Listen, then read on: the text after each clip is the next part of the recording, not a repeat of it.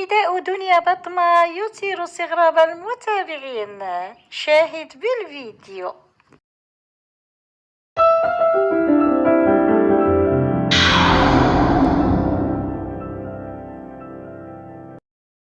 أثارت الفنانة المغربية دنيا بطمة استغراب المتابعين عبر حسابها الشخصي بموقع التواصل الاجتماعي الإنستغرام بسبب أحدث إطلالات لها. وظهرت الفنانة دنيا بطمة في أحدث صور لها عبر حسابها الخاص الإنستغرام وهي ترتدي حذاء وصفه البعض بالغريب بسبب شكله وطوله. واعتمدت دنيا بطمة على إطلالة استعرضت من خلالها أنوثتها، وارتدت حذاء طويلا يحتوي على نقشات مفزعة باللون الأسود.